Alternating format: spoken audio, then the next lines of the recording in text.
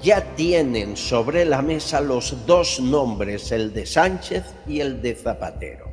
La DEA ya está sobre la pista del dinero, las cuentas.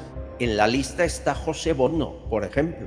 En la lista está Baltasar Garzón. En la lista hay varios españoles más, además de estos que he dicho, como Juan Carlos Monedero. En cambio, con el tema de los musulmanes y tener a dos sacerdotes, se ve que a la fiscalía le pone mucho esto, tener a dos curas acusados de este delito. Lo que se siente es vergüenza, porque yo no valoré nunca a Ignacio.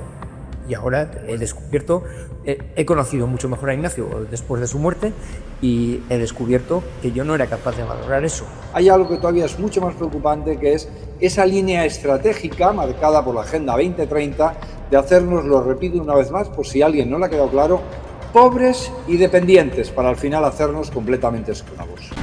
Castillón Confidencial, de Albert Castillón. Mis seguros patrocinan el editorial de Castillón Confidencial. Bienvenidos, ¿qué tal, confidenciales? Gracias por estar ahí en la trinchera y por apoyar este espacio que busca la libertad de prensa y la libertad en muchos países donde dicen aparentemente que la tienen, pero sufren las represalias de gobiernos corruptos. Pasa en Venezuela, pasa en Cuba, pasa en Nicaragua, pasa en España y en otros lugares que nos preocupan.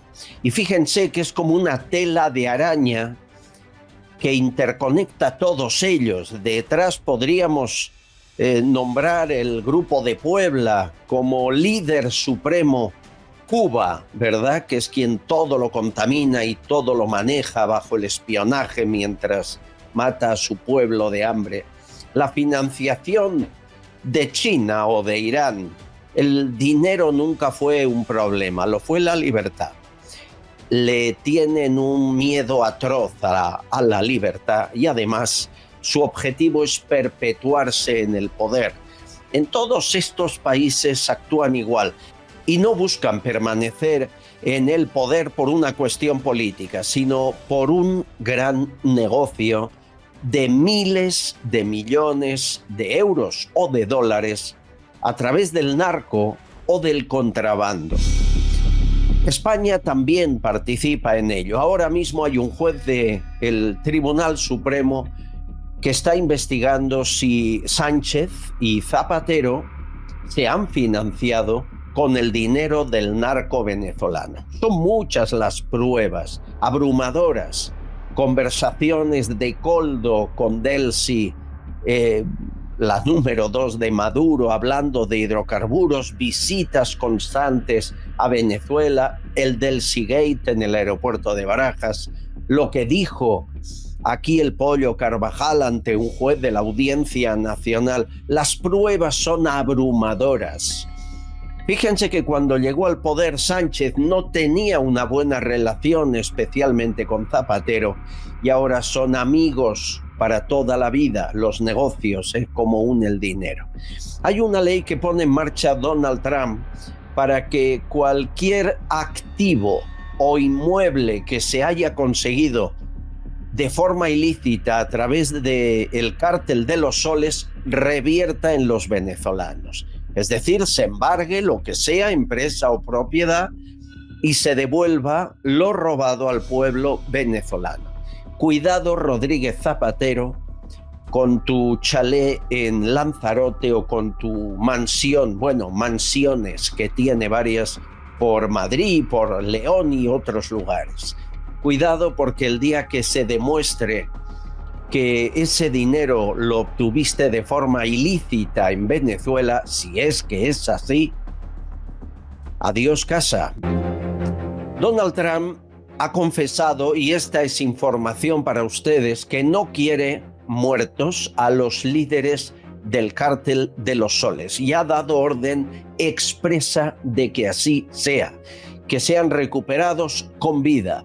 Eso que provoca lanzando misiles con drones a narcolanchas, eso está para la droga o los narcos que no son los jefes de la banda.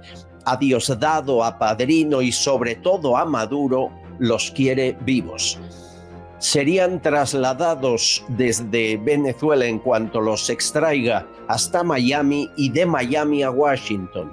El objetivo de Donald Trump, y así lo ha dicho también Marco Rubio, el secretario de Estado, es saber cuál es la trama, la telaraña del Cártel de los Soles en Norteamérica, en Hispanoamérica y en Europa, especialmente en España. Y ahí ya tienen sobre la mesa los dos nombres, el de Sánchez y el de Zapatero. La DEA ya está sobre la pista del dinero, las cuentas, el origen de los viajes en Falcon a Dominicana, los posteriores viajes hechos en avión privado, por ejemplo, por Zapatero entre Dominicana y Caracas. Todo eso lo saben, lo conocen y están cerrando los informes. Falta la declaración final de uno de los jefes del Cártel de los Soles para cerrar el círculo, y lo van a conseguir. El objetivo no es solo acabar con el cártel, sino con sus testaferros, portavoces y ayudantes en el resto del mundo, especialmente en Estados Unidos. La situación sigue siendo complicada. En Caracas, más allá de ese temblor que están viendo y ha provocado mucho miedo, solo faltaba eso, un temblor de tierra. Cuando pasean con un teléfono móvil, como hace esta imagen que están viendo en moto por Caracas, ven a un montón de gente que parecen disfrazados, ¿verdad?, con uniforme militar. Son funcionarios a los que el gobierno ha obligado a vestirse como si estuvieran en la trinchera, a llevar armas y aprender a disparar. Gente sin ninguna experiencia, para que parezca que son muchos y que hay un ejército inmenso que defendería a Maduro. Ya les digo yo que en el momento en el que Estados Unidos tome la decisión de actuar, están muy solos. El Cártel de los Soles se quedará en muy poquito, a pesar de sus intentos de apoyo, como el que han hecho en las últimas horas acercándose a México, al Cártel de Sinaloa, para pedirles ayuda y apoyo militar si fuese necesario. Pero los cárteles no están para batallar contra una potencia militar muy superior, están para matar a gente que consume droga o para ganar cantidades ingentes de dinero de forma ilícita. No están por la labor de defender a Maduro. Ya les dije que estaba amortizado el dictador, más que amortizado. Me siguen diciendo que las próximas horas, días son cruciales, que no baje la presión, que esto se acaba, que no hay marcha atrás y que se acaba antes de lo que pensamos. Por cierto, que en la lista de gente a investigar hay mucha en Dominicana. En la lista está José Bono, por ejemplo. José Bono, exministro de Defensa español, que creó al menos 4 sociedades en Dominicana en 2024. En la lista está Baltasar Garzón, el abogado de la gente, los testaferros de Maduro, el entorno de Maduro. Algunos le llaman el abogado del narco. O sea que en la lista hay varios españoles más, además de estos que he dicho, como Juan Carlos Monedero, también está en la lista. Gente que van a investigar para saber cuál fue su colaboración con el régimen y si se beneficiaron de él, de qué manera lo hicieron. Amigos, los próximos días cruciales, importantes, no hay marcha atrás, no pierdan la fe. Háganme caso, esto se va a acabar antes de lo que esperan. Investigamos. La app Mis Seguros ha patrocinado el editorial de Castellón Confidencial. Descárgate Mis Seguros, la forma más fácil y rápida de controlar todos tus seguros en un mismo lugar. ¿Cansado de buscar tus pólizas por todos lados? Es hora de simplificar con nuestra app. Registra todas tus pólizas en un solo lugar y de forma rápida y sencilla.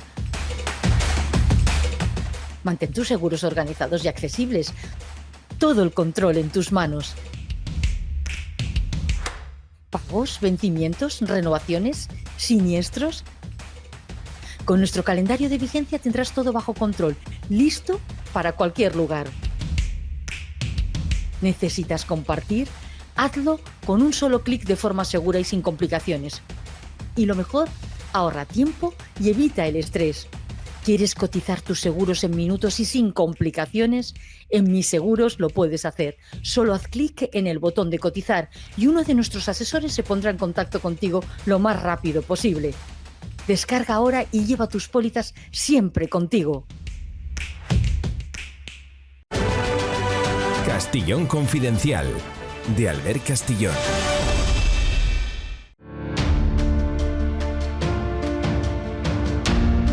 Amigos, ya lo hemos comentado, pero hoy podemos hablar con el protagonista. Hay un sacerdote de Barcelona, el padre Custodio Ballester, al que le piden 3 años de cárcel, no solo a él, también al padre Jesús Caro, también a un compañero periodista que lo único que hizo fue hacerle una entrevista en Alerta Digital. Según la fiscal de Málaga, María Teresa Verdugo, cabe el delito de odio porque dijo cosas como que el Islam radical quiere destruir nuestra civilización cristiana y arrasar Occidente. Claro que lo dijo y no es el primero. Juan Pablo II dijo lo mismo en el Vaticano hace ya algunos años. Detrás de esta denuncia ya les contamos que hay un grupo llamado Musulmanes contra la Islamofobia, patrocinado por la Diputación, el Ayuntamiento de Barcelona, la Generalitat de Cataluña, dirigido por un miembro de En Comú Podem, o sea, con un miembro del equipo de Ada Colau, que estuvo alguna vez en las listas, y que además puso un tuit que yo quiero que vuelvan a ver. Este tuit lo puso esta organización Musulmanes contra la Islamofobia, felicitando a los talibanes cuando entraron en Kabul. Lo están viendo. Ellos son los que denuncian por odio al padre Custodio. Padre, bienvenido. ¿Cómo está usted? Buenos días. Tranquilo, esperando el juicio, que ya será el miércoles que viene. Pero estoy tranquilo, porque con 8 años que dura toda esta matraca, pues ya me he acostumbrado a la situación. Si no lo hubiera hecho, ya me hubiera cogido algo, ¿no? Lo que quiere es que acabe. ¿Usted cree que cometió algún delito de odio? Ninguno, absolutamente ninguno. Y por la sencilla razón de que yo no soy como Sílvia Orriols, la de Alianza Catalana, que dice que es homófoba. Yo al contrario. Yo admiro profundamente a aquellos 2 musulmanes de pro, que fueron el ayatolá Jamenei y el presidente de Turquía Erdogan, que cuando hicieron aquella pantomima blasfema en la inauguración de los Juegos Olímpicos de París, cuando todos los obispos de Europa estaban callados como muertos, fueron esos 2 musulmanes los que defendieron la dignidad de la figura de Jesucristo, que lo consideran uno de los profetas del Islam, y de la Virgen María, la que ellos reconocen virgen también. Por tanto, el Islam tiene cosas admirables, pero a la vez que tiene admirables, también tiene otras criticables y rechazables desde nuestro punto de vista, como es lógico. ¿Qué han tomado contra usted? ¿Por qué ahora de pronto se ponen a repasar, hasta le acusan por algo que escribió en 2016, hace pues eso, demasiado tiempo, ¿no? Casi 10 años. ¿Por qué van a por usted? ¿Qué pasa? Bueno, yo supongo que es la fiscalía que se dedica a hacer currículum a base de acusar a gente por este delito, que se ve que es muy jugoso para ellos. El delito de odio, al fin y al cabo, es un instrumento de coacción y control social. Se trata de un delito disuasorio, es decir, como está esta espada de Damocles sobre ti o sobre mí, entonces tenemos que autocensurarnos para que nuestro discurso no sea parte, un ápice del discurso oficial. Yeah. O sea que tenemos que tragar con todo, ¿no? Porque colectivo vulnerable. Dice que el delito de odio es el que directa o indirectamente provoque odio y discriminación contra un colectivo vulnerable. Claro, yo me pregunto si los 8.000 musulmanes de mi pueblo que van a una mezquita salafista son un colectivo vulnerable. Eso me lo pregunto de entrada. Pero ¿por qué no somos un colectivo vulnerable los católicos? A los que se puede insultar, maltratar, denigrar. Y al final todo acaba archivándose o en absolución. Ahí tienes abogados cristianos que han hecho un montón de pleitos sobre este tema y finalmente solo consiguieron la condena de aquellas femen que se quitaron la ropa en la catedral de Almudena y las condenaron a 3.000 euros. Es la única condena que han conseguido. Todo demás, absolución o archivo. En cambio, con el tema de los musulmanes y tener a 2 sacerdotes, se ve que a la fiscalía le pone mucho esto, tener a 2 curas acusados de este delito. Qué tremendo lo que me dice. La fiscal de Málaga es la que ha puesto en marcha la acusación contra usted, María Teresa Verdugo, y es curioso, desde que lo hizo la han ascendido. Ahora el gobierno la acaba de nombrar presidenta de la Autoridad Independiente para el Trato y la No Discriminación, que lo de independiente creo que le va sobrando. ¿Ha hablado usted con ella? Nunca. Cuando hizo la instrucción, que ella fue la fiscal de instrucción, cuando llegó el momento de declarar, solo estaba el juez. Ella no se dignó en ningún momento en hacerse presente ni en interrogarnos en la instrucción. Nunca lo hizo, hasta el punto de que yo tuve oportunidad de denunciarla a ella con nombres y apellidos en el Comité de Derechos Humanos de Ginebra, a través de Actuir. Allí dije su nombre y apellidos y denuncié este atropello, que sin escucharnos ni interrogarnos, al final pide las penas máximas por la cara. Eso es la ridiculez de este delito, que por mucho que instruyan nada, al final te piden las penas máximas, a ver si te conformas y aceptas el delito para que te rebajen la pena. Pero claro, si al final piden las penas máximas, no hace falta hacer ninguna instrucción, ¿no?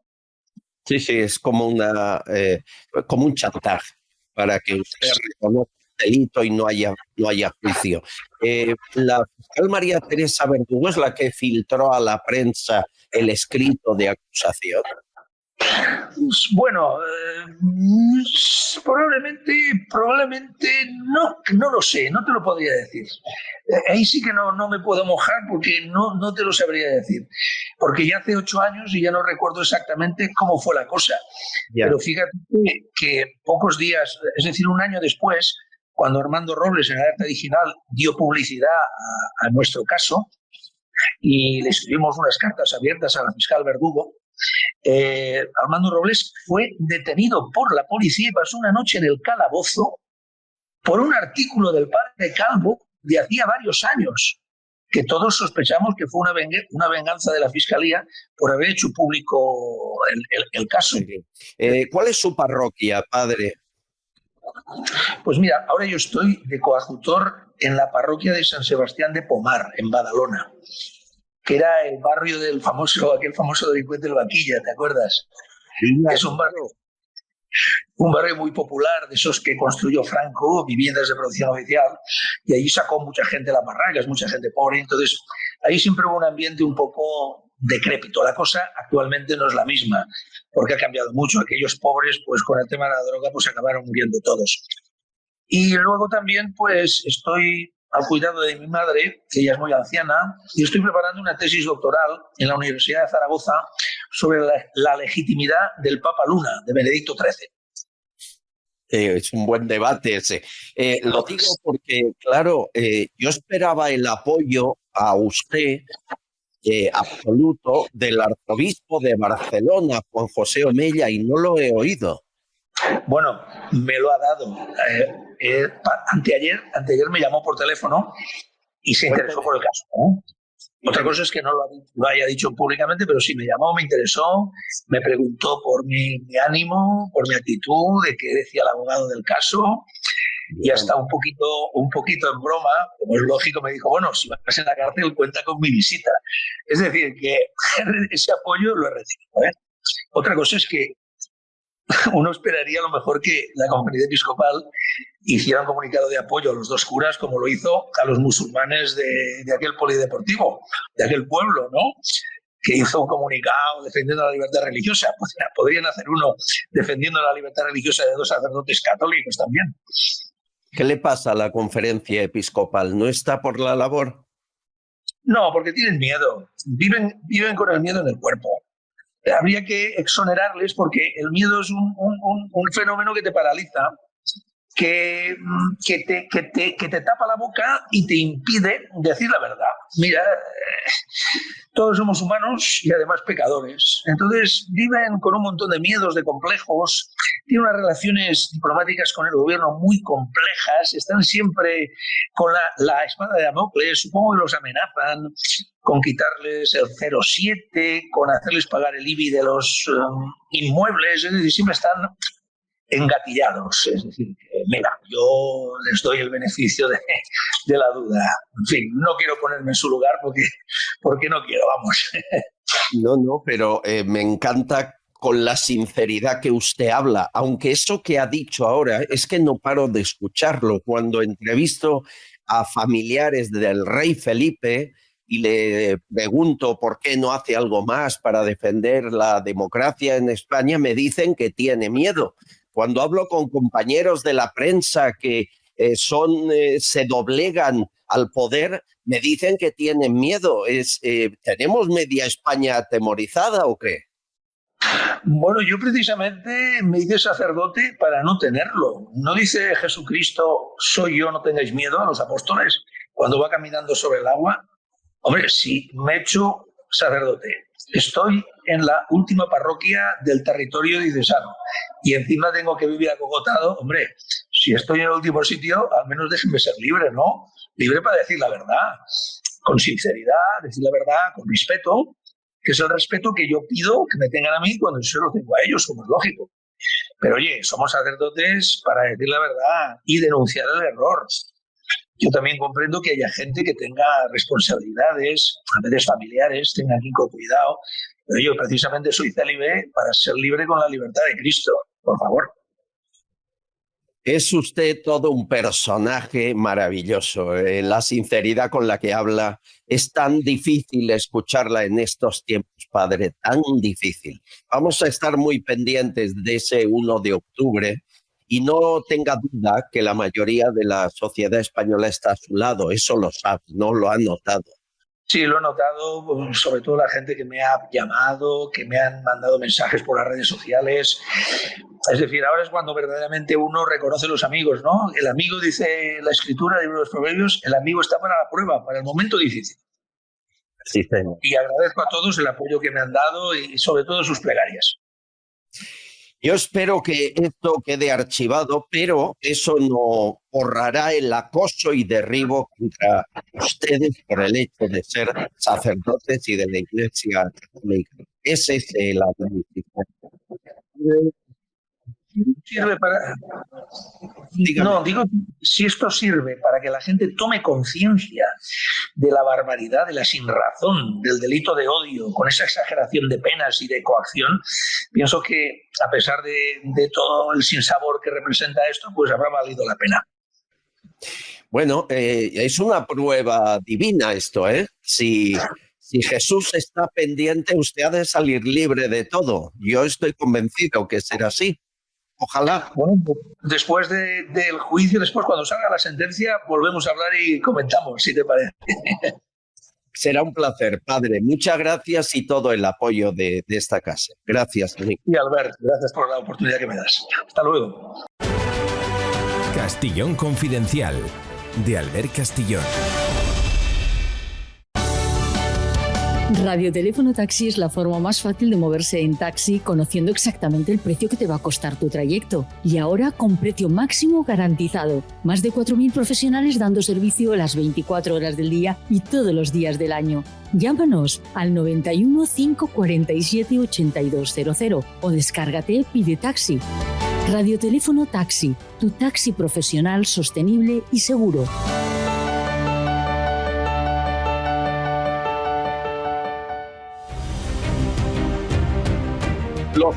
Lo sé que están ustedes muy dolidos por una foto. Ya sé, una foto no identifica nada. Pero a veces las fotos dicen muchas cosas. Y esta foto que van a ver ha dolido mucho, al menos a los confidenciales. Se ve en la ONU a Sánchez con el rey pegándose unas carcajadas los dos tremendas.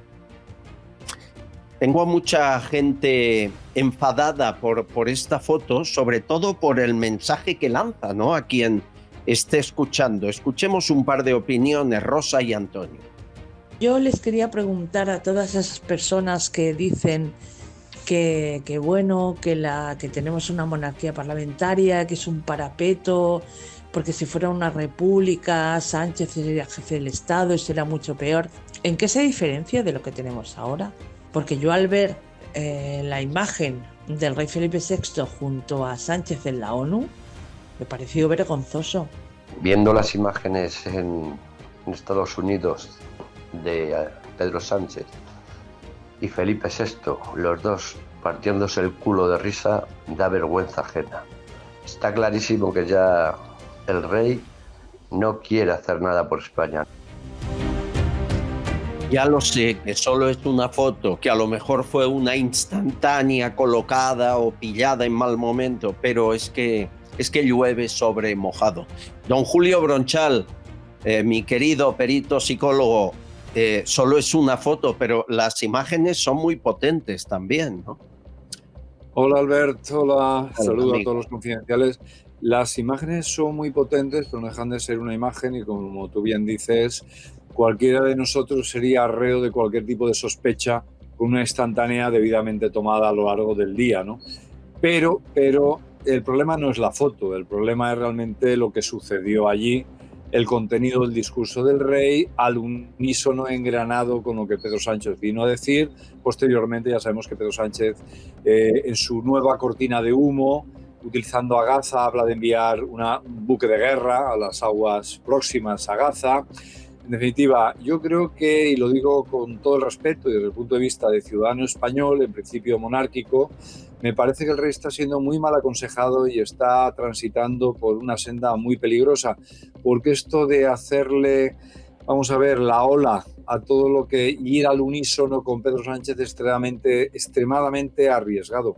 A mí todo esto me parece un poco de harakiri, ¿no? Me parece suicida, porque esta obsesión de querer contentar precisamente a aquellos que son los principales enemigos en principio de la monarquía y del orden constitucional, esto no suele nunca rendir buenos tributos. Quiero que recuerden lo que dijo el rey en la ONU hablando del Estado palestino. Tan necesarias para que su población recupere su vida y su dignidad en ese territorio que, junto con Cisjordania y Jerusalén, debe formar parte de un Estado palestino viable, que conviva en paz y seguridad con Israel. Las opiniones, cada vez que el rey hace esto, seguir la política de Sánchez, recibimos un aluvión de mensajes de gente que no lo entiende. Un ejemplo, Francisco, José, Nati, Zalman, Antonio, Gloria y Nati. Algunos de estos oyentes viven fuera de España y se sienten muy molestos. El rey, cuando empezó, despertó mucho entusiasmo en muchísimos españoles, en muchísima gente. Un líder se distingue de las personas normales cuando llega el momento de jugársela y se la juega. Pero para tener una persona que no tiene arrojo para representarnos, a esa persona se le da la espalda y se va a ver traicionado. Se me abren las carnes de escuchar al señor rey hablar como habló. Aquí lo único que va a pasar es que a la niña la va a casar con el niño de su primo o de su hermano o de como él quiera llamarle. Y en esa cultura, en esa religión, son los hombres los que mandan. Y mandarán aquí a la brava. Una vergüenza nacional. Yo ya no tengo rey. Encima con la solapa de la Agenda 2030. El rey se vuelve a equivocar tanto en su intervención en Egipto como en la que va a hacer en la ONU, postulándose por Palestina. No debe de pronunciarse abiertamente. Lo que sí está claro es que si te postulas por Palestina, te tienes que postular por los saharauis. españoles a todos los efectos y sobre los cuales sí se lleva permitiendo que durante 50 años Marruecos cometa un genocidio y muchos delitos de lesa humanidad. Españoles, la monarquía ha muerto, por lo menos para mí. Tenía mis dudas, pero ya no las tengo. ¿Qué le vamos a hacer? Los que esperábamos algo del rey, pues que nos quedemos sentados. ¿No es verdad que la reina Sofía pertenece al Club Bilderberg? ¿Y no es verdad que el rey Felipe está muy unido a su madre? A lo mejor es que no tiene nada que ver Pedro Sánchez en la actitud de Felipe. Lo que tiene que ver es que él opina exactamente lo mismo. Le abuchearon en Nueva York cuando iba al Instituto Cervantes, pero después todo eran risas con el rey Felipe VI y el discurso era idéntico. Yo siento mucho lo que diré, pero yo he nacido, y como tú, Julio, yo siendo periodista teníamos la consigna de proteger la monarquía después del 23F, y le perdonamos a don Juan Carlos todo, sus comisiones en obras, sus amantes, todo, y la prensa lo sabíamos y mirábamos a otro lado. Con el rey Felipe ya no, han de entender que el tiempo ha cambiado, ¿no, Julio? Bueno, hay que distinguir entre lo que es la institución como tal. La institución de la monarquía española, yo entiendo que es un soporte de la unidad nacional y además algo que amalgama a la nación española, pero el representante actual en estos momentos, no así cuando el golpe catalán, pero en estos momentos creo que está defraudando las esperanzas que se pusieron en él. Así que me parece que es perfectamente legítimo sentirse monárquico, entender que esta es una forma de Estado que nos puede proteger. Hay naciones muy avanzadas que la poseen y que es una garantía de unidad nacional. Y por otro lado, al representante actual ser objeto de críticas, tanto circunstanciales como no tanto. Yo creo que está absolutamente equivocado y muy mal asesorado, dejándose arrastrar y utilizar, no sé si gustosa o no, por ni más ni menos que una persona indecente, un felón y un traidor a la nación como es Pedro Sánchez. Hemos empezado hoy el programa explicándoles que Donald Trump ha elaborado una lista de gente que creen ha colaborado con el narco venezolano. En esa lista está Zapatero, está Sánchez, está Baltasar Garzón, está Monedero, hay un montón de gente. Bueno, pues acercarse a ellos es contaminarse. Y alguien no se lo ha explicado bien a Felipe VI. Por cierto, a lo mejor la actitud es la de Álvarez, quedarse dormido durante el discurso del rey. ¿Están viéndole?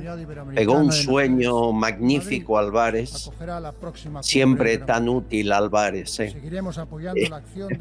¿Tú lo contratarías para una empresa al ministro de Exteriores, Julio? Depende para qué tipo de empresa, ¿verdad? Hay algunas para las que sería el candidato idóneo.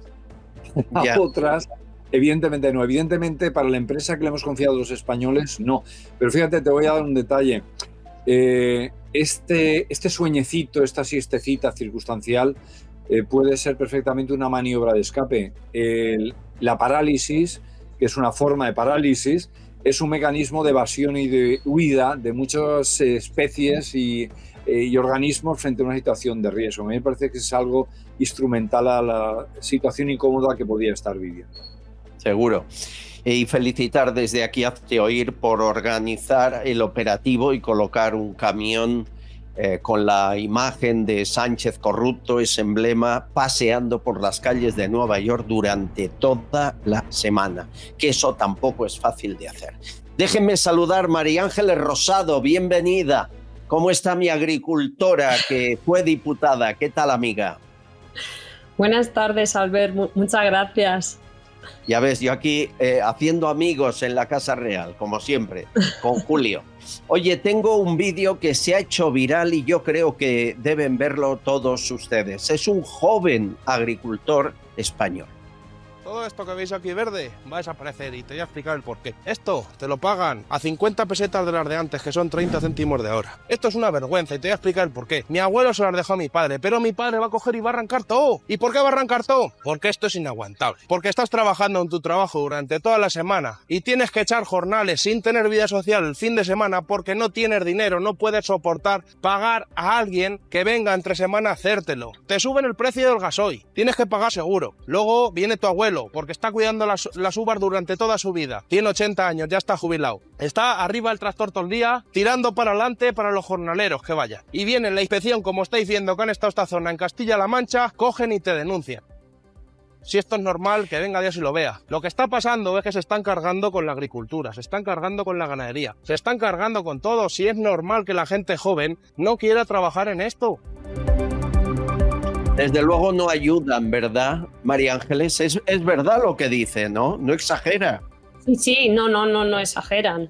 En el tema de los precios, pues es normal, no han dejado la actividad agraria, está dejando de ser rentable porque no se apuesta por ella desde los poderes públicos, todo lo contrario, no nos ponen nada más que palos en las ruedas. Nosotros este año también vamos a vender la cebada a 27 pesetas. En el año 82 mi abuelo la vendió a 26. Mi abuelo no pagaba el gasoil a 1 euro como lo pagamos nosotros ahora. Entonces, claro, ¿cómo los jóvenes van a querer estar en empresas ruinosas? Porque, claro, no es normal. Y luego lo que dice de las inspecciones es verdad, estamos viendo todos los días como en la vendimia y en otras actividades agrícolas de temporada se sufren inspecciones que son persecuciones en realidad. Vamos a ver, ese señor de 80 años, si está en su viña, está en su casa. ¿A qué va la inspección a su casa a ver qué hace o deja de hacer? ¿Acaso la inspección de trabajo va a las puertas de los colegios a ver si están contratados los abuelos que llevan a los niños al colegio? Digo yo que cada uno con lo suyo podrá hacer lo que quiera, ¿no?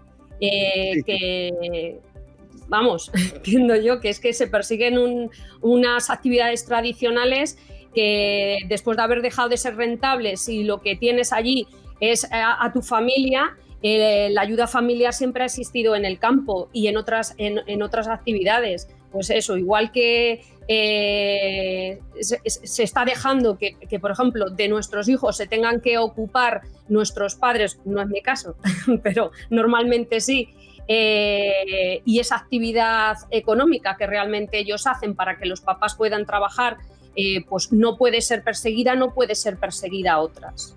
Bueno, aquí lo grave es que el hermano del presidente del gobierno viva 7 meses en la Moncloa mientras dice que está en Portugal para no pagar impuestos, pero la Guardia Civil la investigan al campo de este amigo a investigar qué hace el abuelo encima de un tractor. Es todo surrealista. Quiero que escuches a 2 oyentes que han hablado de la producción agrícola en los últimos días. Ahí están, Segundo, Jorge y Valentín, 3. Destruyendo la agricultura y los medios básicos de la alimentación tradicional española, más que nada, y las zonas de huerta y producción, pueden meter sus agendas de productos prefabricados, contaminados y con, hasta con chip dentro para llevarnos a transformarnos, humanamente, para así controlarnos.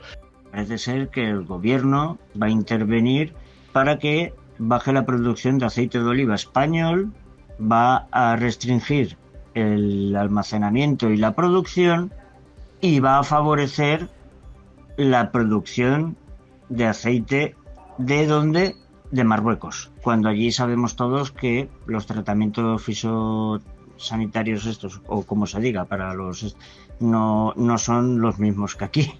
Ahora el gobierno saca un decreto para que el precio del aceite de oliva español no baje. Ojo con eso, no baje. No hizo nada cuando subió, pero ahora que está bajo, para que no baje.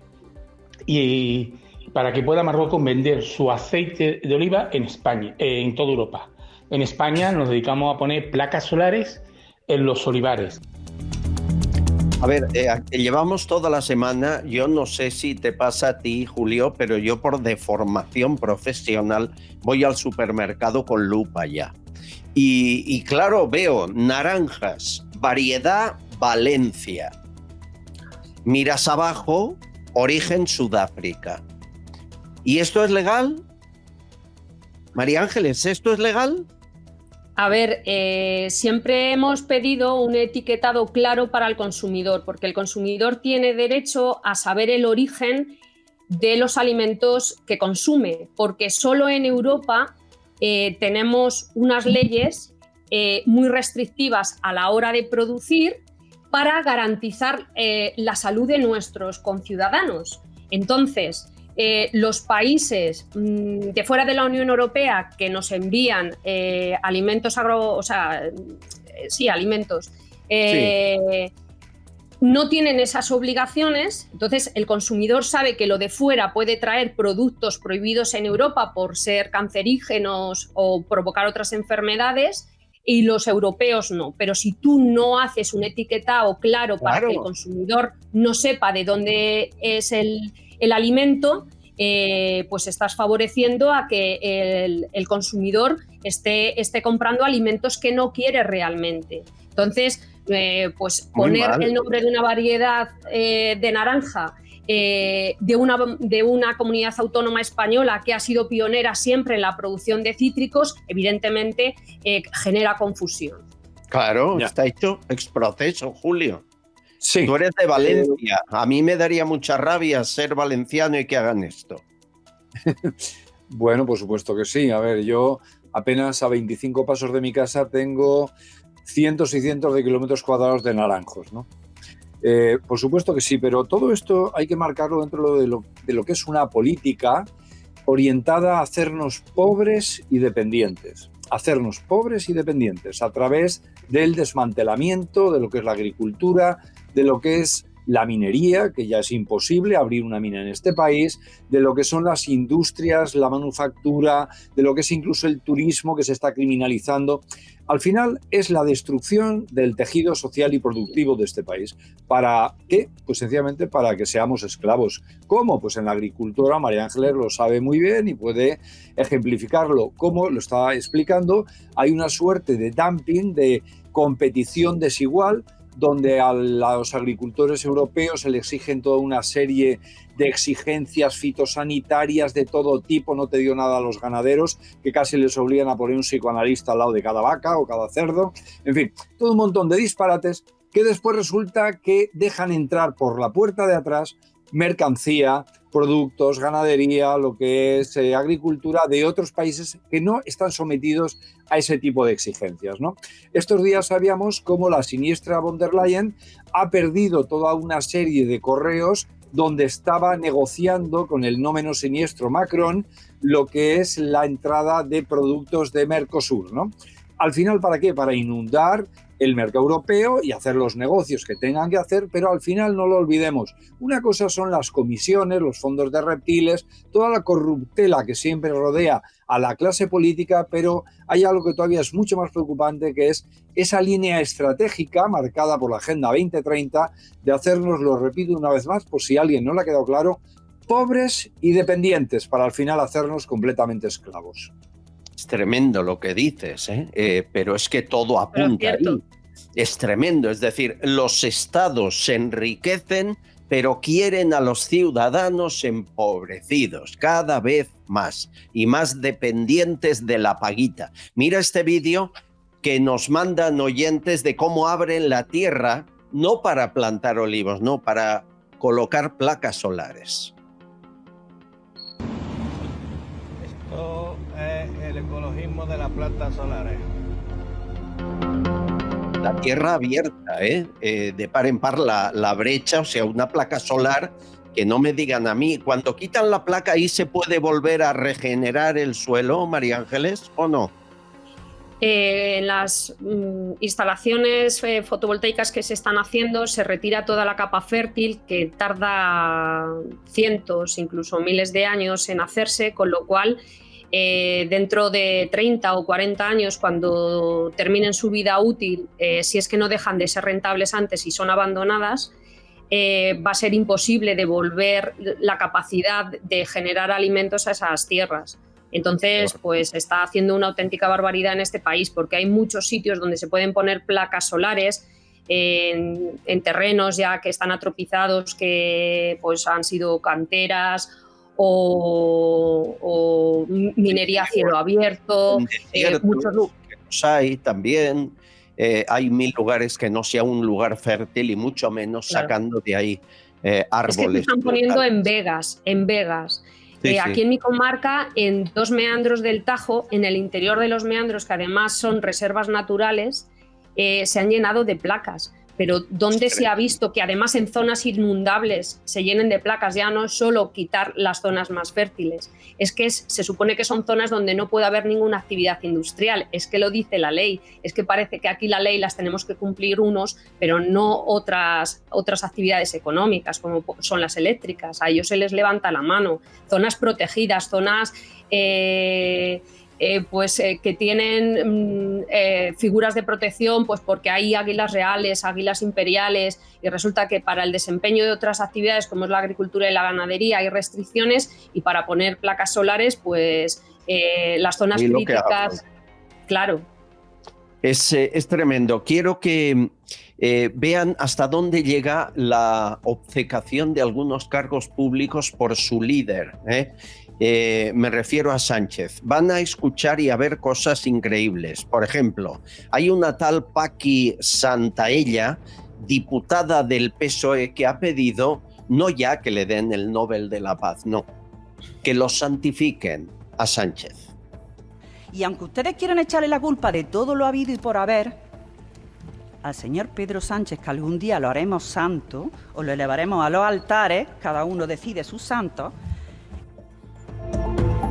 Es más, las Cortes de Aragón, Lambán va a recibir el premio Gabriel Cisneros por los valores constitucionales. Lambán murió, como saben, PSOE, muy crítico con Sánchez. Anuncian que va a recibir el premio Gabriel Cisneros, aplauden las Cortes de Aragón, todos menos sus compañeros del PSOE, que no aplauden, por miedo a que les vea aplaudir Sánchez y les eche. Debe ser esto, ¿no, Julio? Bueno, realmente estamos viendo cosas que nos estremecen, ¿no? Porque todavía caliente, permítaseme la expresión, el pobre señor Lambán, y el desaire es público y manifiesto, ¿no? O sea, y precisamente, hombre, si le hubieran dado un premio discutible, precisamente por los valores constitucionales, eso deja muy claro aquellos que no secundaron esta iniciativa en qué lado se encuentran, evidentemente en contra de los valores constitucionales, la convivencia y lo que es el consenso democrático, ¿no? Pero hay algo muy interesante. Mira, esto de los aplausos, yo he mirado con atención de psicólogo forense la escena, ¿no? Hay un momento en el cual hay 2 diputados que comienzan a aplaudir, pero al ver que el resto del grupo sectario no lo hace, inmediatamente, como aquella imagen que vimos de que aquellos amantes que pillan en el partido aquel, lo recordáis, ¿no? Que disimulan, hacen así con las manos como si estuvieran y las esconden. Esto me recuerda una anécdota de un congreso del Partido Comunista de la Unión Soviética, estando vivo Stalin, donde hubo un aplauso de más de 25 minutos cerrado, porque nadie se atrevía a ser el primero en dejar de aplaudir. Aquí estamos al revés. O sea, el que aplaude es el que puede caer en desgracia. Esto, como hemos dicho en alguna ocasión, Albert, forma parte de esas dinámicas ya de grupo sectario, de organización absolutamente cerrada.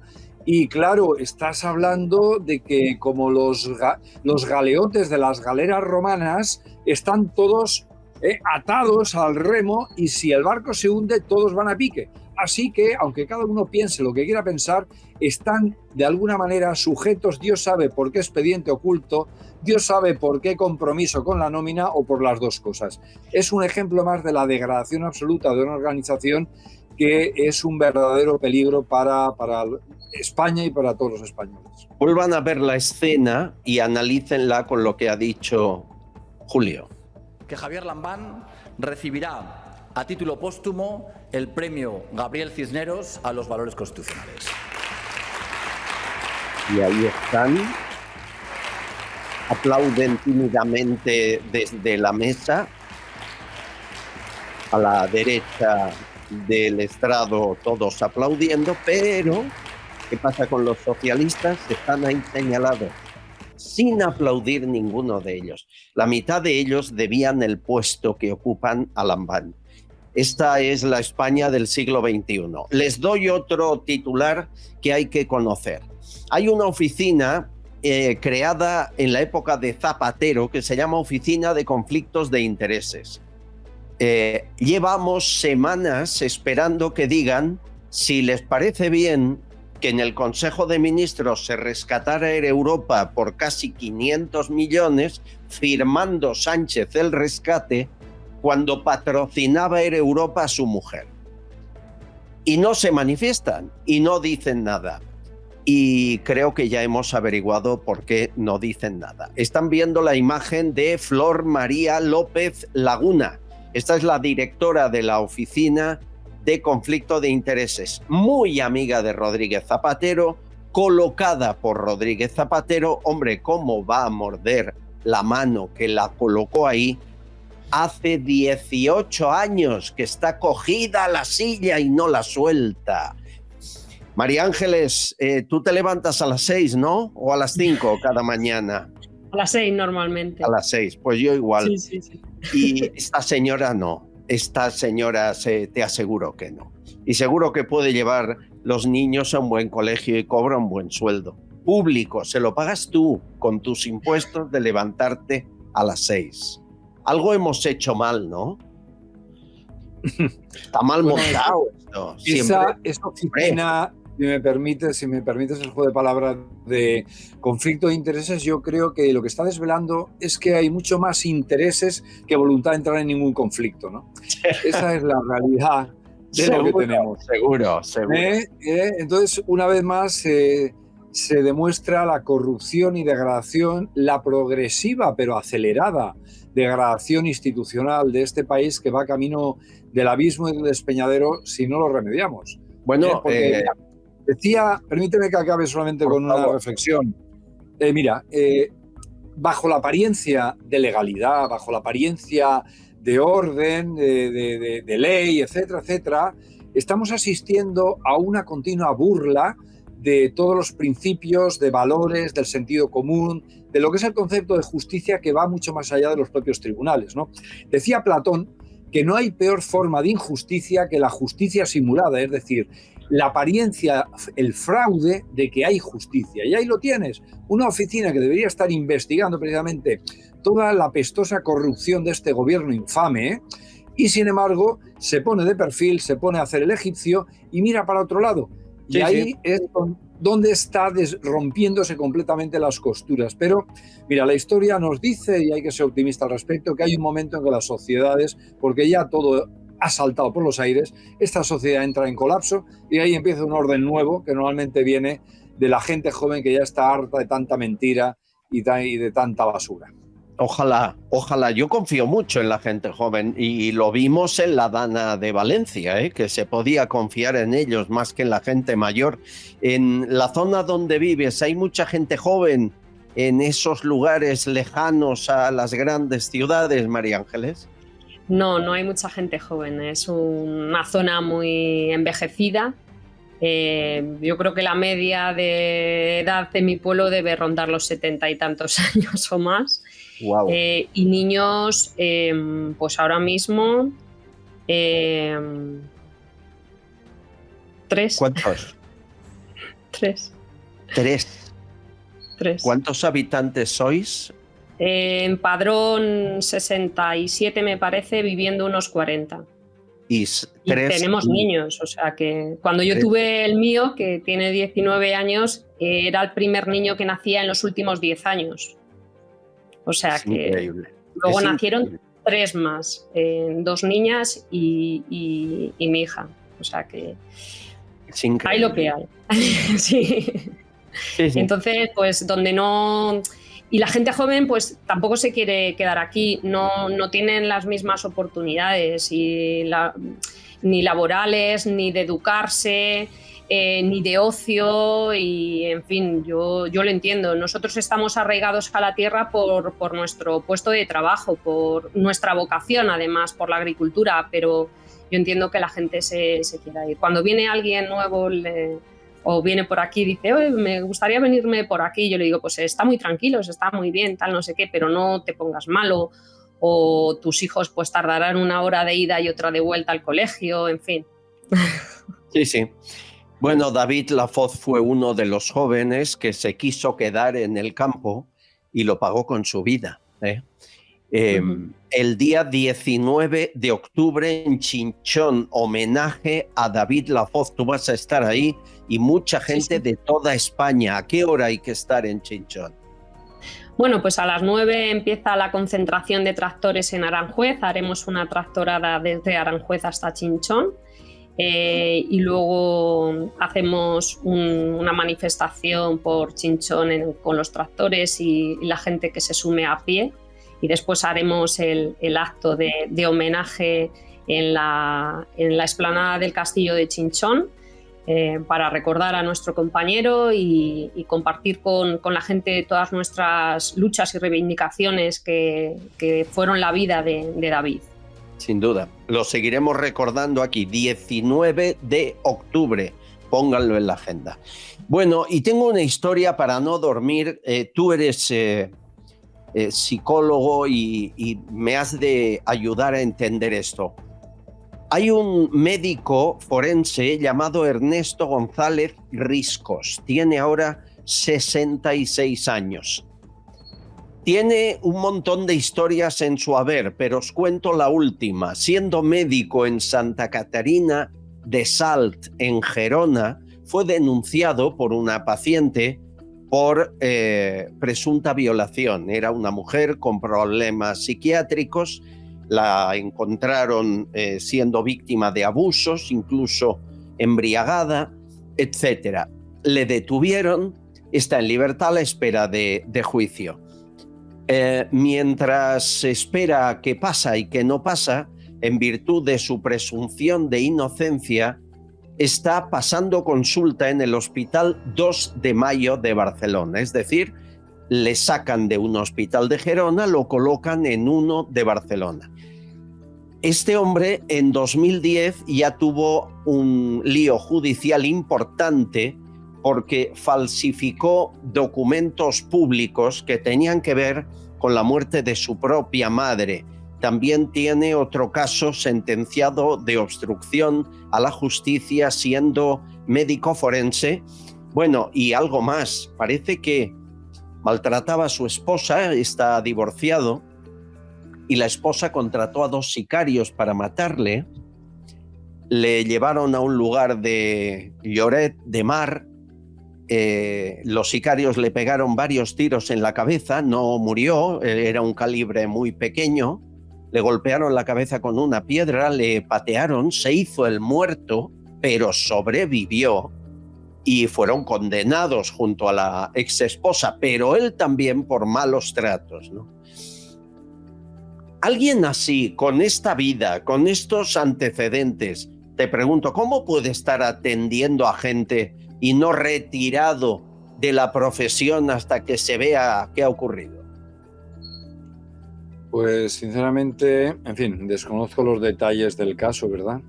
Como tú los has expuesto, el escenario invoca seguramente lo que puede haber alguna forma de negligencia en lo que son la aplicación de las medidas de prudencia, ya se llaman medidas cautelares, que no significan ni mucho menos una condena, porque si el tema está sub iudice, pero sí que hay unas actitudes, ¿verdad? Hay una protección hacia la propia sociedad que creo que no han operado en esta ocasión. ¿Por qué motivo? Pues no sabemos si a lo mejor estamos delante de un caso de negligencia judicial o bien un planteamiento también negligente por parte de las autoridades médicas de las que dependiera, pero tal como lo has planteado tú, lo prudente habría sido retirarlo de este servicio y suspenderlo cautelarmente de todas sus funciones en la medida hasta que quede resuelto el procedimiento penal. Claro, porque de alguna manera la presunción de inocencia la puede pagar otra paciente con su libertad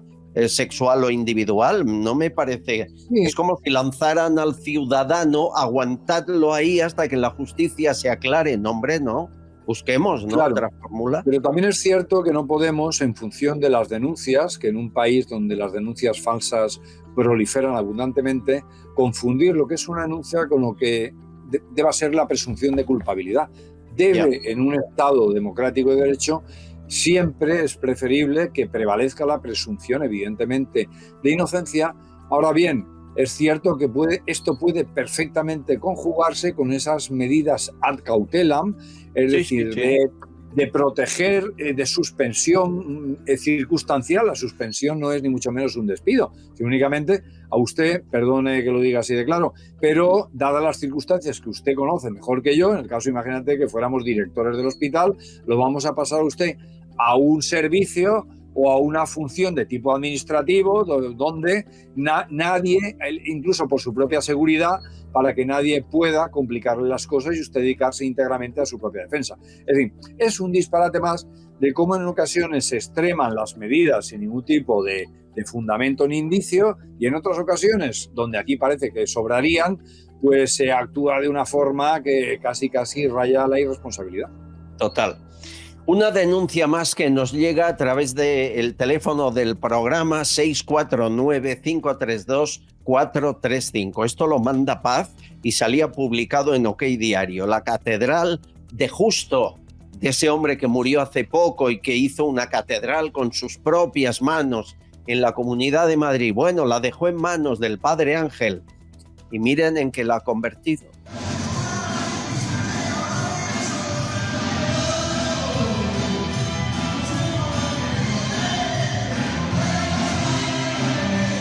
Cantando la canción de Hombres G, voy a pasármelo bien en la iglesia, desde el altar de la iglesia y el púlpito ahí. Más allá de que haya abierto una mezquita, una sinagoga, cosas que Justo no dejó escrito que le gustaran, la quería consagrada a la Virgen del Pilar, no, y a la Virgen María, no iba por ahí. Pero ya convertirla en una discoteca, pues es para hacérselo pensar. Tenemos mucha gente que va a ese lugar y se enfada y nos lo cuenta. Y yo agradezco, mándenme vídeos, por favor, cada vez recibimos más. Sobre el gobierno actual en España, escuchamos Ana Fernández, Sonsoles Carime, Mabel y Lumila. Y lo de Pedro Sánchez te puedo decir que lo dijo, con una firmeza muy grande, que iba a seguir a partir de 2027, aunque mucha gente no lo quisiera, como diciendo la ultraderecha. Así que vamos a tener a Sánchez por mucho rato, Sería muy interesante hacer un estudio antropológico para tener la absoluta certeza de que este desgobierno, que es una inquisición, tiene ascendencia directa con Joseph Goebbels, puesto que son sus mejores y aventajados alumnos. ¿Cómo iba a decir que no, nuestro querido tirano, a que nos controlen los WhatsApps y demás? Faltaría más. Cualquier día nos controlan a ver a qué hora vamos al lavabo. Esto es una tiranía absoluta y total. Si en el gobierno de España hay un criminal como Pedro Sánchez, rodeado de otros criminales, todo lo que esté relacionado con el crimen organizado, transnacional, global, va necesariamente a tocar a España. España es parte de eso. Este señor, que nosotros decimos nuestro presidente, no ha gobernado ni un día. Él hace lo que le da la gana, es un loco, no se le puede obligar a ir a hacerse mirar, pero es un loco peligroso. Que le den el premio Nobel de la Paz a Sánchez sería como el premio Nobel de la Paz a Juan Manuel Santos en el año 2016 por el caso de las guerrillas, que por favor todavía siguen instaladas en Colombia y hacen lo que les da la gana, pues. Parece una broma. Tú lo oíste, ¿no? Lo del Nobel de la Paz, María Ángeles. Yo espero que sea una broma, ¿no? Pero todos esperamos que sea una broma, porque desde luego a nosotros no nos hace ninguna gracia que se le nomine para ser el Premio Nobel de la Paz, porque aquí lo único que ha traído ha sido aún más confrontación entre los españoles. Él, de hecho, vive de la confrontación. Ya la empezó Zapatero, ya dijo que un poco de... No recuerdo las palabras textuales que dijo Zapatero. Sí, la pero entrevista un a poco de... Gabilondo, la tensión nos conviene, la tensión... Nos conviene. Entonces, tener que sacar fantasmas de la guerra civil para tener a la gente entretenida en una confrontación para tú hacer a tu libre albedrío con tus compinches de tu banda en tu gobierno, de gente que además no tiene legitimidad real para poder estar sustentando un gobierno que no tuvo una mayoría, y me refiero a todos sus... socios nacionalistas, que por un sistema electoral se le da una sobrerepresentación a un territorio, pero que realmente no le da legitimidad para decidir sobre el resto del territorio. Entonces él está sustentado precisamente en la confrontación que ha generado los españoles. Sin duda. Escuchen a Pérez Roldán, el letrado de Hazte Oír. Ayer estuvo aquí. No hay PSOE bueno. El PSOE desde su fundación ha sido un partido que ha luchado por la anti-España, por lo contrario de lo que España hemos sido. El PSOE en sí es una estructura de poder, nosotros llamamos la familia, como la mafia. Es una mafia donde se van repartiendo sectores de poder, además una mafia, curiosamente, que ni siquiera cumple las leyes del AMPA. Una ley del AMPA clásica es que, bueno, pues si se cometía un delito, todos de alguna manera se beneficiaban del mismo. Aquí, por ejemplo, utilizaron con Venezuela Aldama, y el PSOE actuó como un mal amigo que le roba la novia a un amigo. Utilizaron a Aldama para tener una serie de contactos, Aldama fija sus contactos y de repente Koldo se reúne con Delcy y dice, bueno, Aldama fuera. Es decir, la tarta del pastel, la cuota de pastel que nos corresponde la vamos a repartir mejor porque vamos a quitar un elemento. Y claro, esas traiciones que ha ido realizando el PSOE a los propios que le han apoyado, al final, ¿qué es lo que ha hecho? Que los propios que le han apoyado dicen, pues ahora hablamos, ahora no tenemos por qué callar. Claro. ¿Qué razón tiene tu amigo? ¿Verdad, Julio? Suscribo una por una todas sus palabras. Esto daría para mucho, pero permíteme una reflexión. El PSOE es una marca, el PSOE es una maquinaria de ganar elecciones y va en cada momento mimetizando lo que entiende que le puede interesar, ¿no? Detrás de esa marca, de esa imagen que se construyó con éxito durante la democracia, en los inicios de la democracia española, en el último periodo, gracias al capital norteamericano, a la CIA y a la socialdemocracia alemana, se generó una imagen absolutamente dulcificada, almibarada de lo que había sido el Partido Socialista, pero el Partido Socialista todavía estamos esperando a aquellos españoles informados que pida como institución perdón por todo lo que pasó con las siglas PSOE durante la Guerra Civil, la responsabilidad que tuvo en las Checas, donde se torturaba, violaba y mataba bajo las siglas del Partido Socialista Obrero Español, su implicación en la masacre de Paracuellos y de tantas y tantas barbaridades. Sin ir más lejos, la desaparición de la mayor y más rica colección numismática del país, que fue robada, sus monedas fundidas en plata y oro para poder ser robadas, y un funcionario del Banco de España asesinado por socialistas cuando se pensaba que las columnas de Franco iban a entrar en Madrid. Su historia está jalonada de crímenes de todo tipo. Pero ahora una pequeña reflexión. El PSOE es una estructura que detrás de un escenario ideológico tiene la pantalla perfecta para la comisión de todo tipo de tropelías y de crímenes. Esto no es nuevo. Reflexionábamos el otro día el caso, por ejemplo, análogo de Joe Colombo. Joe Colombo fue un mafioso, un padrino de la mafia norteamericana en Nueva York en los años 50, que cuando empezó a ser investigado por el FBI y vio en peligro su posición, algo parecido a lo que está sucediendo con Sánchez en estos momentos, fundó la Asociación contra la Discriminación de los Italoamericanos, ¿verdad?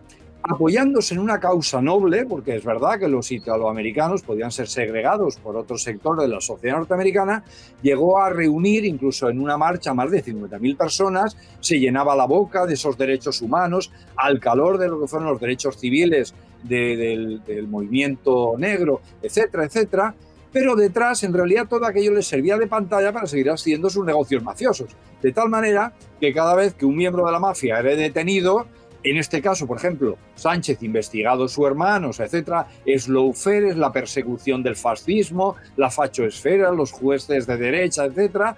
Joe Colombo hablaba de la persecución racista contra los italoamericanos. Es decir, el paralelismo es el mismo.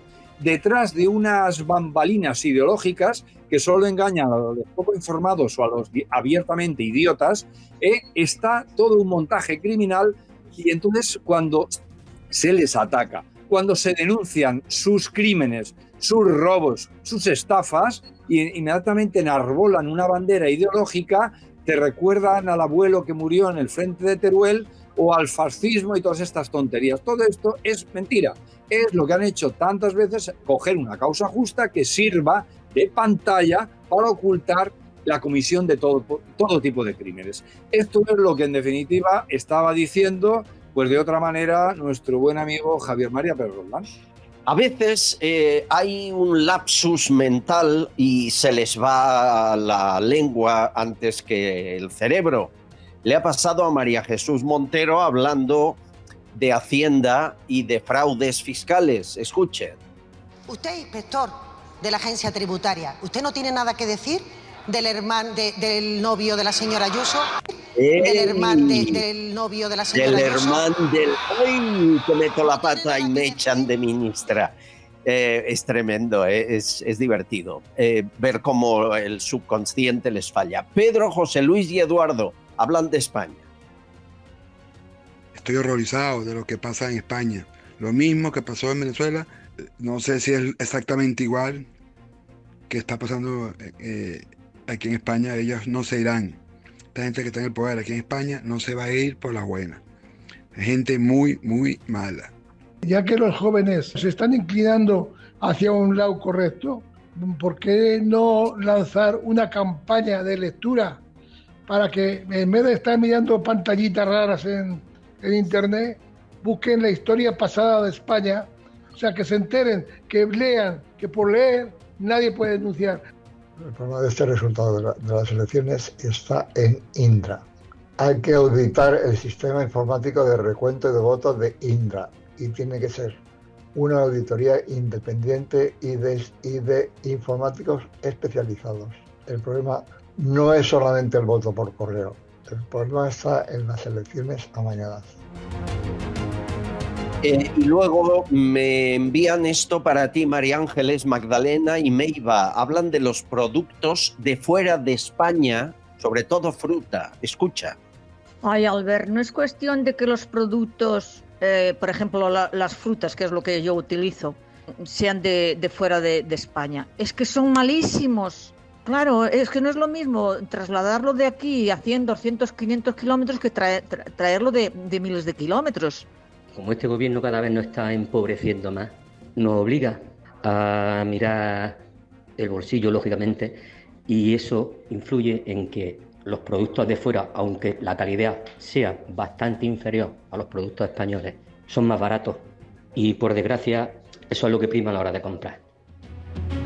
Es cierto que la calidad deja mucho que desear, ¿no, María Ángeles? Claro, es que para que puedan viajar los tienen que coger sin haber madurado y luego pues habría que ver en qué condiciones se están produciendo, pero normalmente el tema del aroma y del sabor viene porque si tú coges un producto y lo coges verde y lo metes en una cámara, si tú metes un tomate al frigorífico, un tomate incluso recién cogido, lo metes en el frigorífico unos días, deja de saber a tomate. Imagínate si tiene que venir miles de kilómetros. Y es que yo esto, por ejemplo, no lo entiendo. Nos hacen de producir de una manera sostenible, que contaminemos lo menos posible. Y entonces, ¿por qué haces viajar los productos agroalimentarios y otros productos que tú tienes dentro de tu propio país o de tu propio territorio miles de kilómetros? ¿Qué pasa? ¿Que esos aviones, esos barcos no contaminan? Yo tengo una amiga que dice: nunca me como una fruta que haya viajado más que yo. Entonces, mirar el etiquetado, lo que hablábamos antes. Qué bonita frase. Sí, mi amiga Ruth dice que nunca me como una fruta que haya viajado más que yo, pues porque no se sostiene. O sea, si hay productos cercanos en... Dime. Estoy completamente de acuerdo contigo, pero fíjate, todo esto de la sostenibilidad, el planeta, esto es el pretexto, es lo que decíamos hace un momento, es la pantalla, la excusa para en definitiva impedir que tú produzcas y sin embargo favorecer a otros de una forma completamente absurda que no cumple ningún tipo de requisito fitosanitario ni ecologista y encima contaminando, porque la principal fuente de contaminación del planeta es precisamente el comercio marítimo. O sea que es todo mentira. Ni el planeta les importa un pepino, ni la capa de ozono, ni los pajaritos, ni el oso polar, ni las focas del Ártico. Todo mentira. Son los pretextos para meterte la mano en el bolsillo y para hacernos a todos cada vez más pobres para que al final repartir el soma, como en aquella película, y tener una masa absolutamente dócil y gobernable en el sentido que les pueda interesar.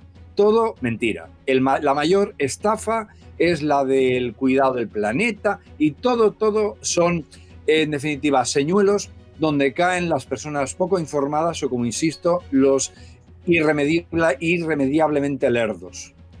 A ver, sabemos que esto de la sostenibilidad es una excusa para hacernos cada vez más difícil producir en nuestro sector productos agroalimentarios para que ellos puedan traerlos de fuera y equilibrar sus balanzas comerciales. Nosotros no producimos, lo traen de fuera y ellos venden otras cosas y sabemos que esto va por ahí, que no estamos hablando de sostenibilidad ni de nada verde ni nada. Está clarísimo. Nos vamos a la redacción. Susana Gas, cuéntanos. Aquí seguimos, Albert, un saludo para todos tus tertulianos y sobre todo los confidenciales que son fieles a la cita cada día. Es el caso de Gorecrim, dice que tenemos una seguidora más y esta seguidora tiene, Albert, 73 años, es su madre. Que mi madre ha empezado, nos comenta, a seguirte, Albert Castillón, con 73 años y acaba de despertar, dice, por fin ha dejado de ver la propaganda de televisión, gracias por estar ahí y gracias por la compañía que se le hace. Pepa dice que ya nadie piensa que Sánchez y el socialismo en general puedan ser capaces de enfrentarse a ningún problema que afecte a los españoles. Ni pandemias, ni volcanes, ni inundaciones, ni incendios no socorren al pueblo, simplemente lo hunden. Francesca dice que todo el apoyo siempre a los jueces profesionales que hacen su trabajo con rigor pese a las presiones furibundas de este desgobierno y a sus palmeros. Un abrazo y sobre todo pues felicidades a todos los colaboradores que forman parte de este equipo.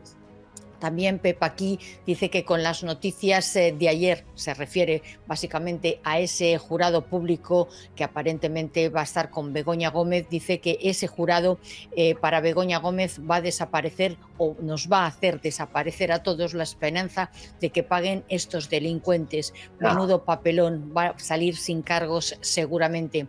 Pedro López dice que mientras más dinero tenga el Estado, más pobres es el pueblo. Eso siempre ha sido así y parece ser que seguirá.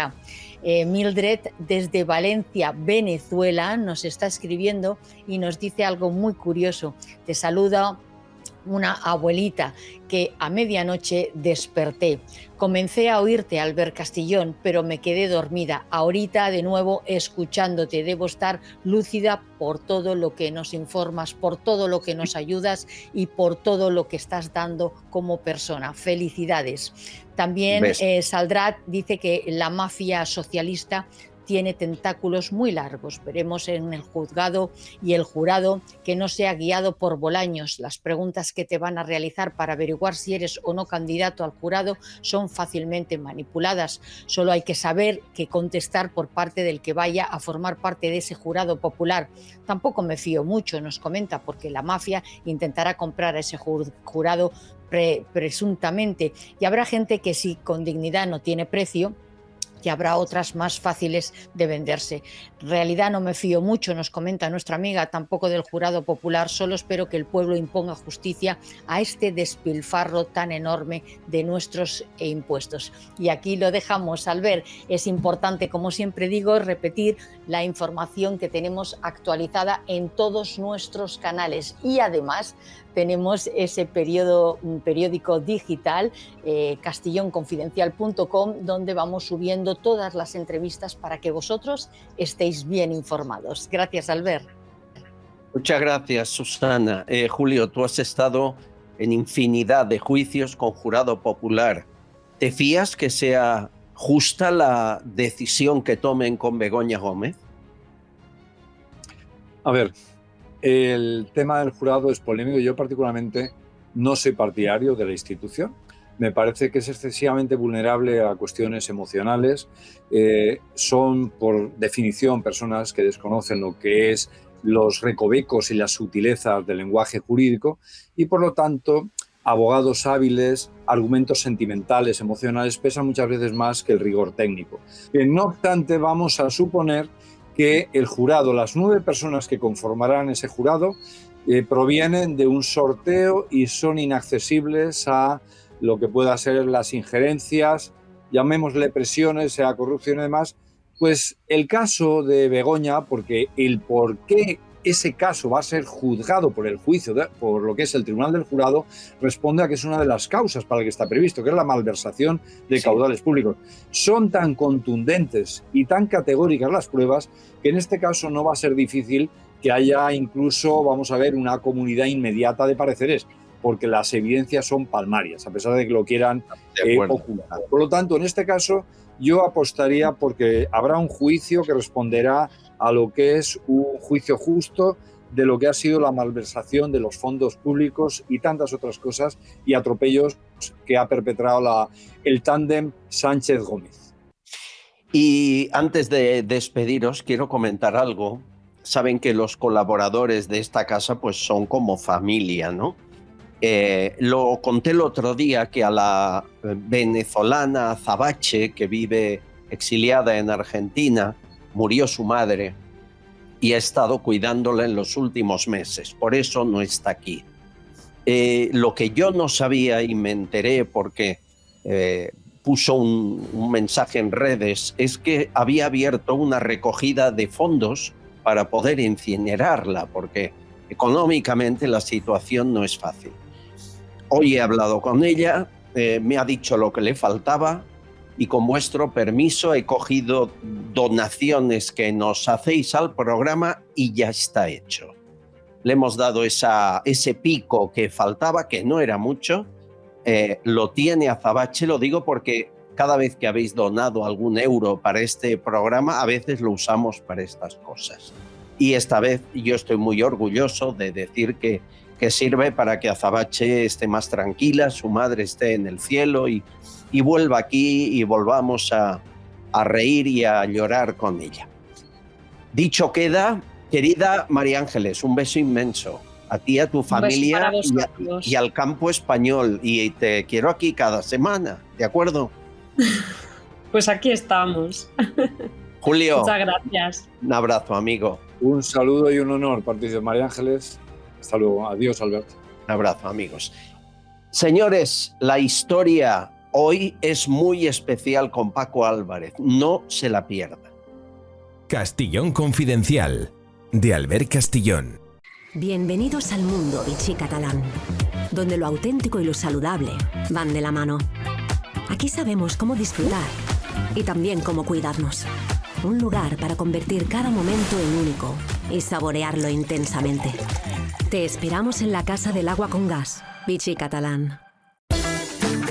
Javier Peno es una gran persona. Lleva 35 años en su joyería comprando joyas, brillantes, oro y ahora muy especialmente primeras marcas de relojes como Cartier y Rolex de los años 80, 90 y 2000.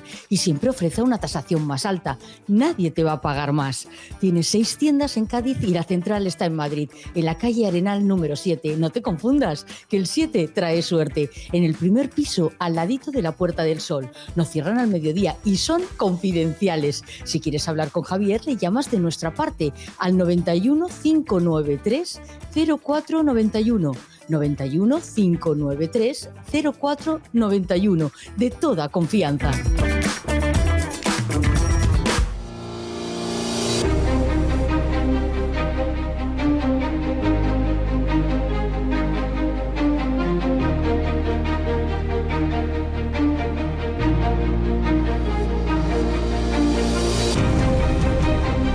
Amigos, cada viernes damos un repaso a la historia, hoy con un héroe español muy de actualidad y muy reciente. Paco Álvarez, bienvenido. ¿Qué tal? Pues encantado de estar aquí otro día hablando de un héroe español, en este caso de un héroe contemporáneo, de un héroe que ha vivido a la vez que nosotros, que todos hemos visto sus noticias y que yo creo que debería de ser, como los antiguos también, pues efectivamente un modelo a seguir por todos, sin duda. Vamos a conocer mejor a Ignacio Echevarría, el héroe del monopatín. Parece que lo sabemos todo de él y quizá no, ¿verdad, Paco?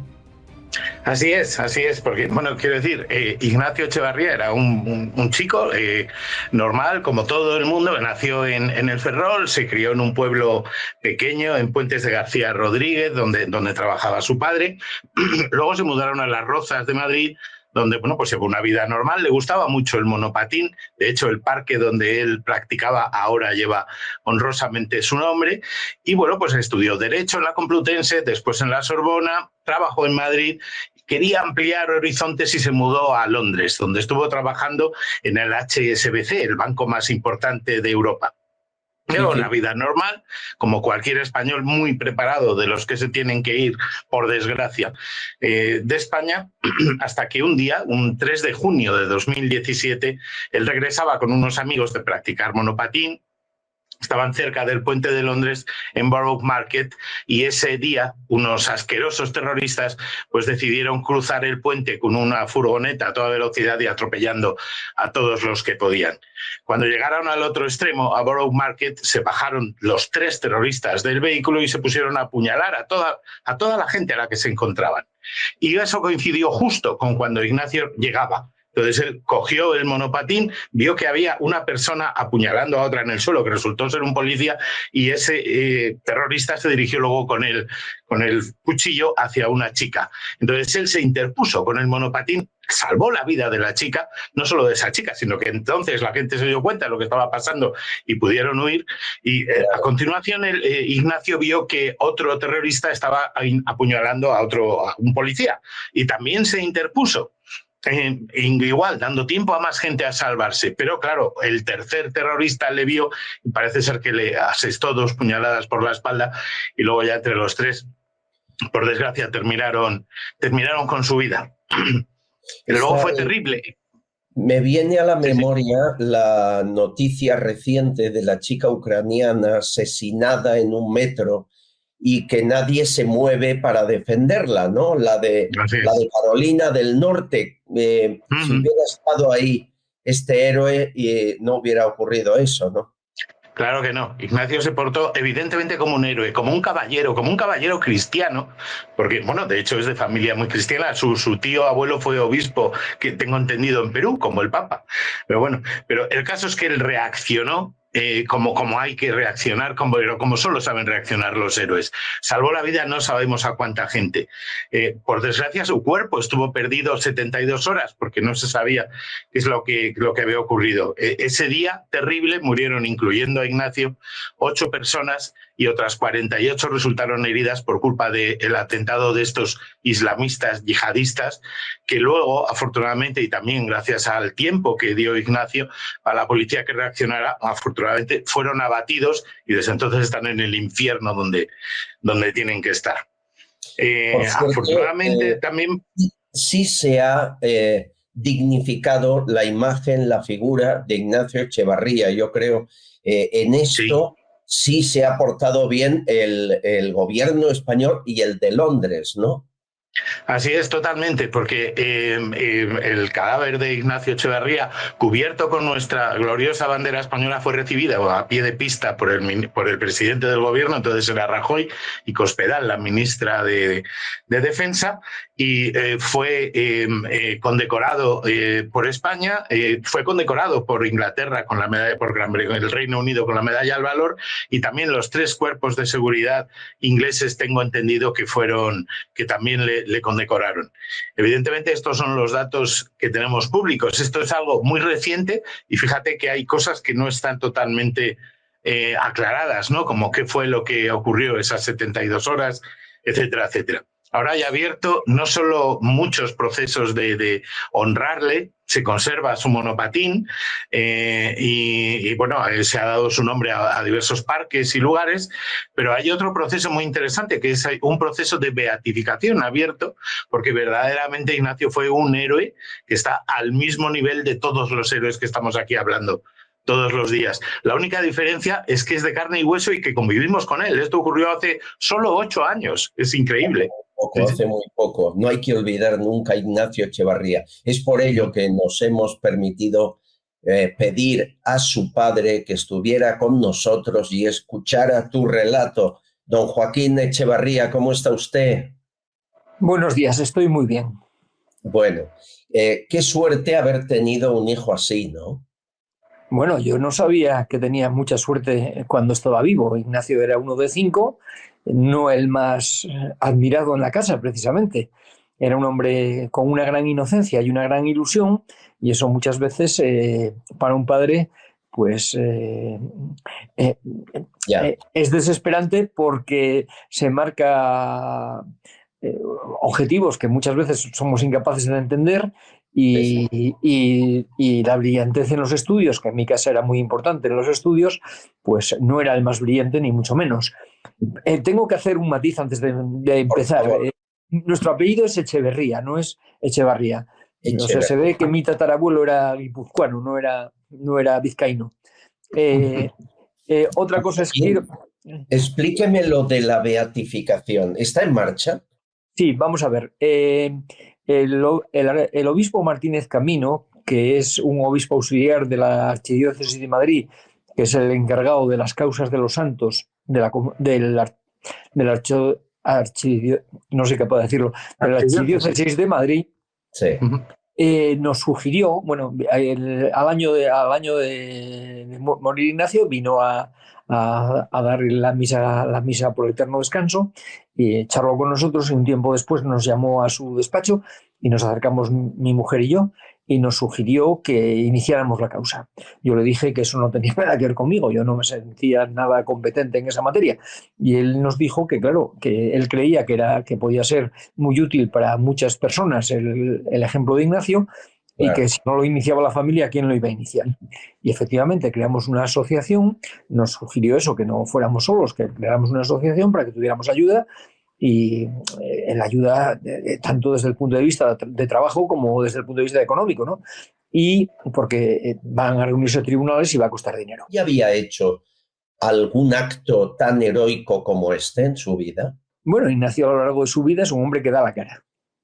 ¿Y en qué consiste dar la cara? Pues en enfrentarse a lo que él considera que no es correcto, y, por ejemplo, en el colegio, después de su muerte, se me acerca una mujer en el tanatorio y me dice, yo era compañera de clase, y cuando teníamos 10 años, pues los niños nos levantaban las faldas en el recreo y él se metía por medio y decía, no hagáis eso. Pero bueno, él, por ejemplo, en la Sorbona, cuando estaba ya en cuarto, que ya había superado tercero, con lo cual el francés ya no era el hándicap fuerte para él, que sí lo había sido en tercero, pues hay una profesora que él opina que le está dando dogma marxista, y un día en clase la interrumpe y dice, por favor, deje de darnos dogma marxista y ciñase al programa. Perdió el curso, repitió el curso con esa asignatura. Posteriormente, estando trabajando en el control de blanqueo de capitales en un banco en España, pues le dicen que afloje, que no sea tan exigente, porque él hacía dictámenes y decía, esto en mi opinión no se debe financiar porque puede estar amparando actividades ilícitas, armas, drogas o lo que sea, blanqueo de capitales.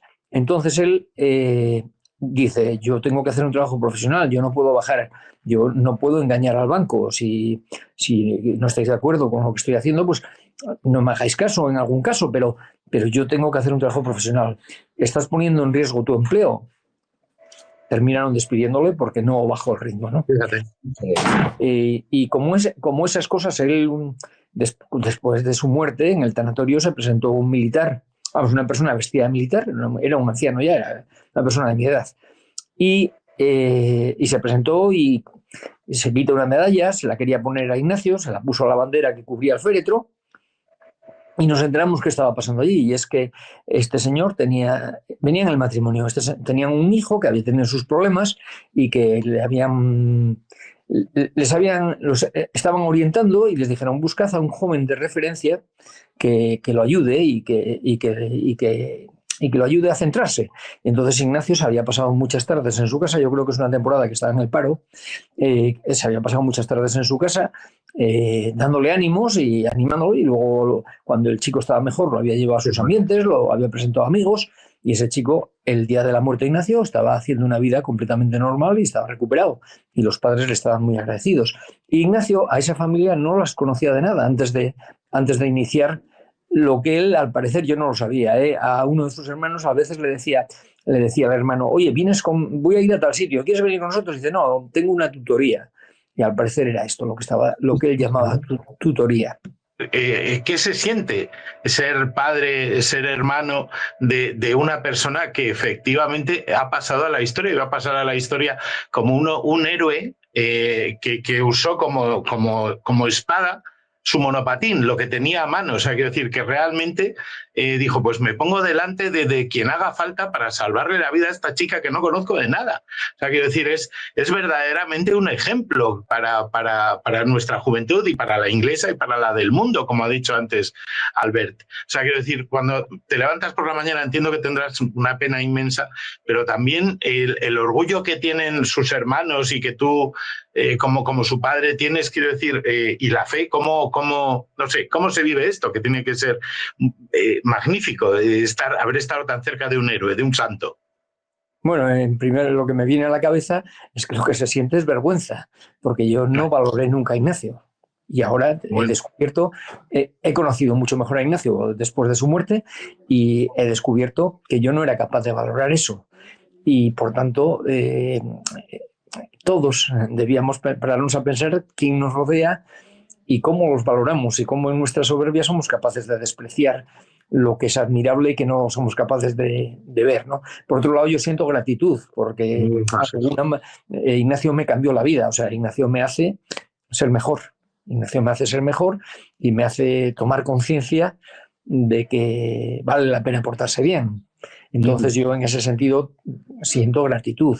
Yo, para la historia, tengo que contaros que Ignacio, en su intervención, cuando ellos llegan a la zona del tumulto, Ignacio ve pasar 4 policías, él corre detrás de un 5º policía que va por los terroristas. Cuando él llega, ya el policía se está caído en el suelo, porque en el suelo hay un terrorista apuñalando a una pareja, y de pie hay 2 terroristas custodiando al que está agachado para que nadie lo perturbe. Entonces el policía cae al suelo, y en ese momento también inmediatamente entra una persona vestida de civil, que era policía, que le hace un blocaje a un terrorista que está de pie. También lo apuñalan y al suelo. Cuando Ignacio llega, ya hay 4 personas caídas. Entonces él se lía a golpes con los terroristas, intentando apartarlos de las víctimas, y el terrorista que está agachado se levanta y ya son 3, y él no es capaz de controlar a los 3, y lo apuñalan y muere. Pero esas 4 personas están vivas, porque los distrae, rompe el guión de los terroristas y ya abandonan a esos, y luego ya deciden, una vez caído Ignacio, que avanzan para matar a más gente. Entonces, bueno, Ignacio hace algo singular, que es ver huir a la policía y ir al encuentro de los terroristas. Yo entiendo que eso no hay un precedente, que no ha ocurrido nunca en Occidente, que se haya visto huir a la policía y que alguien se haya atrevido a ponerse a defender a las víctimas, ¿no? Es impresionante. Ahora, ahora sé cómo salió así Ignacio, viéndole a usted aquí, reconociendo que se equivocó con su hijo, que hemos de aprender de los hijos, que su hijo le ha enseñado a usted, diciendo la verdad con los policías huyendo. Viéndole a usted, Joaquín, veo cómo salió Ignacio y de quién heredó, seguro que de su madre también, pero esa bondad de decir la verdad y de ser honrado, que no es más que eso. Bueno, nada más y nada menos que eso. Don Joaquín puede sentirse muy orgulloso de Ignacio Echeverría para el resto de la historia. Él ha pasado a la historia ya. Muchas gracias por su tiempo, por estar aquí estos minutos. Muchas gracias. Un beso. Querido Paco, un abrazo, amigo. Cuídate. Hasta luego. Castillón Confidencial, de Albert Castillón. Y hablando de Venezuela, este vídeo se ha hecho viral. Esta señora con algunos kilos de más y un fusil yendo a la guerra apoyando a Maduro. Bueno, como lo vea Donald Trump, pone en marcha la máquina esta misma tarde. Bueno, hay más, por favor. Hay un vídeo que me han mandado que me parece que está muy bien hecho. Simula ser el nodo. Lo ha hecho alguien llamado Los Demás y Tomás y me lo manda José Mateos. España abre sus fronteras del sur. España abre sus fronteras con Marruecos para asegurar el futuro de las pensiones y relanzar la economía, dando entrada a más de 30 millones de trabajadores africanos altamente cualificados. La economía española ha despegado, principalmente por la elevada demanda interna de cigarrillos y objetos afilados como cuchillos y navajas. Los negocios de dichos sectores prosperan como una petrolera. Los estanqueros y afiladores, negocios que estaban en desaparición, son ahora los nuevos millonarios. Albacete, ciudad cuchillera por excelencia, ha crecido vertiginosamente y ha desplazado a Madrid y Barcelona como ejes económicos. Tal es así que es la nueva capital de España. Aunque la criminalidad ha crecido ligeramente un 450.000%, nuestra España progresista va mejor que nunca. Albacete, capital de España, ¿lo han oído? Bueno, quién sabe. Bueno, hablando de ironías, José María le hace una petición formal a Pedro Sánchez porque José María tiene un vehículo y no sabe dónde aparcarlo. Como seguidor aférrimo de todos sus magníficos programas, le felicito por todos ellos y le ruego que no nos abandone. Con una humilde petición. He adquirido, por petición de mi nieta Victoria, de 6 añitos, una caravana, casita con ruedas, como le llama ella. Y no puedo dejarla en la calle. ¿Podría, por favor, usando sus influencias, solicitarle al señor que nos gobierna si la podría dejar aparcada al lado de la del hermanísimo? En Moncloa, que lleva 2 años allí la furgoneta de David, pues claro que sí, yo le hago la petición, José María. Claro que cuando me vea Sánchez no me contestará. Bueno, y gracias, Pedro, por tus palabras. Muy agradecido. Albert Castillón, hermano, buenos días. Un placer conocerte y hablar contigo. Soy Pedro, venezolano y ex sindicalista. Eres un hombre valiente, temerario y valiente por tu país y el mundo. Esperemos que Dios nos ayude y que esta situación tan difícil que tenemos los venezolanos se pueda resolver. Pero todavía falta. Es verdad. Un abrazo, amigo. Saben que ayer colgamos una última hora de Venezuela y ojalá sea cierto y antes del día 1 de octubre esto se resuelva. Muchísimas gracias, Marta G.T. Gente como tú es la que nos hace creer que en la trinchera vale la pena seguir luchando. Gracias, pone por la libertad y ha hecho una donación muy generosa y muy amable. Muchas gracias, Marta. Gracias a Braulio Estevez, muchísimas gracias, Braulio. A María Remedios López y a Natalie Jiménez. Gracias porque sin vuestra gasolina esta máquina se para. El lunes más, a no ser que ocurra algo el fin de semana, que si sucede aquí estaremos, en la trinchera. Todos confidenciales, pero solo para mentes abiertas y para gente despierta. Desde la trinchera, las balas silban y no hay manera de salir allá afuera. Aquí la libertad tiene las alas de cera. Albert Castillón, Susana Gash,